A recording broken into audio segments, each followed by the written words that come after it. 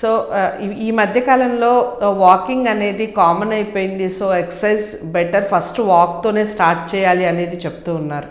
చలికాలం వచ్చేసరికి బయటికి వెళ్ళాలి అనే కాన్షియస్ అనేది తగ్గుతూ ఉంటుంది. సో వాక్ చేయాలి అన్నవాళ్ళు లేదా ఎక్సర్సైజ్ చేయాలి అన్నవాళ్ళు ఎలాంటి జాగ్రత్తలు తీసుకోవాలి దానికి సంబంధించి చెప్పండి. బయటికి వాకింగ్ వెళ్ళే వాళ్ళు ఖచ్చితంగా వెళ్ళాలి. అంటే ఆస్తమా లాంటి ఇబ్బందులు లేని వాళ్ళు బయట వాకింగ్ చేయాలి అనుకున్న వాళ్ళు స్వెటర్ కానీ చెవుని కవర్ చేసుకుంటూ వింటర్ సీజన్లో వచ్చే ఎక్విప్మెంట్ కానీ తీసుకుంటూ వెళ్ళాల్సి ఉంటుంది. అయితే ఆస్థమాటిక్ పేషెంట్స్ బయటికి వెళ్ళలేము కదా, మరి ఏ విధంగా ముందుకెళ్ళాలి అంటే కూర్చున్న ప్రదేశంలో వాకింగ్ లాంటి ఎక్సర్సైజ్ చేయడం, బాడీని స్టిఫ్గా ఉంచకుండా యోగాలు లాంటివి చేయడం, ఇంట్లో హాల్లో కానీ ఎక్కడ కానీ వాకింగ్ ఇంట్లోపనే చేయడం.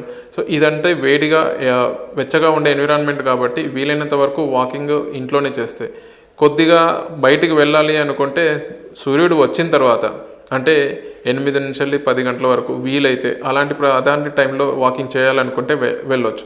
కానీ 5 గంటలకి అంటే చాలా చలిగా ఉన్న టైంలో వెళ్ళాలి, అప్పుడే ఎక్సర్సైజ్ చేయాలి అంటే ఖచ్చితంగా ఆస్తమా సిఓపిడి ఉన్న వాళ్ళకి ఆ చలి వల్ల ఖచ్చితంగా ఆయాసం స్టిమ్యులేట్ అయ్యే ఛాన్స్ ఉంటుంది.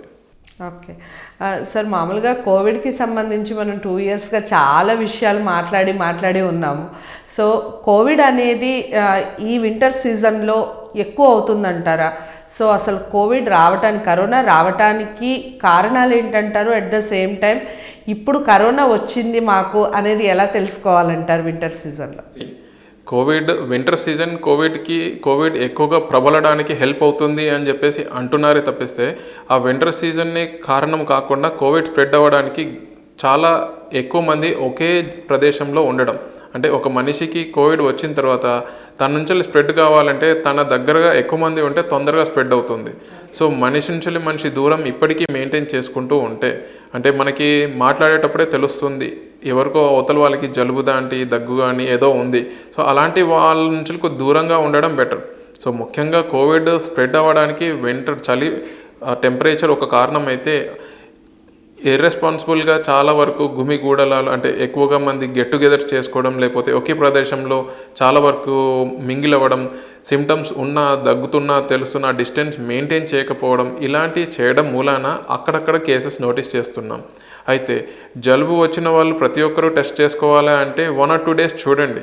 కానీ 3rd day కూడా మీకు సిమ్టమ్స్ ప్రోగ్రెస్ అవుతున్నాయి, మీ నుంచి ఇంట్లో వాళ్ళకి తొందరగా స్ప్రెడ్ అయినాయి అన్నప్పుడు ఖచ్చితంగా చేసుకోవడం బెటర్. ఎందుకంటే మీ నుంచి మీ వర్క్ పోర్ట్ఫోలియో అంటే మీరు వర్కింగ్ ఎన్విరాన్మెంట్లో ఎవరికో ఒకరు స్ప్రెడ్ చేస్తారు, ఇంట్లో స్ప్రెడ్ చేస్తారు. ఇంట్లో చిన్నపిల్లలు పెద్దవాళ్ళు ఉంటారు, వాళ్ళకి మీలాగే ఇమ్యూనిటీ ఉంటుంది, వాళ్ళు రికవర్ అవుతారని కాదు. ప్రతి ఒక్కరు సేమ్ విధంగా రికవర్ అవుతారనేది ఛాన్స్ లేదు కదా. ఎప్పుడో ఒకసారి ఇబ్బంది పడుతూ ఉంటారు. ఇప్పుడు వచ్చే సబ్ వేరియంట్స్ చాలా తక్కువగా ఉన్నాయి కాబట్టి పర్వాలేదు. కానీ ఎప్పుడైతే సబ్ వేరియంట్ యొక్క తీవ్రత పెరుగుతుందని తెలుస్తుంది అనుకోండి, అప్పుడు కూడా మళ్ళీ ఇంకో వేవ్ వచ్చే ఛాన్స్ ఉంటుంది. సో ఎప్పుడైనా జలుబు, దగ్గు, ఆయాసం, ఫీవర్స్ ఇట్లా 2 నుంచి 3 రోజుకి స్ప్రెడ్ అవుతుంది, దాన్ని అశ్రద్ధ చేయకుండా డాక్టర్ని సంప్రదిస్తేనే మంచిది.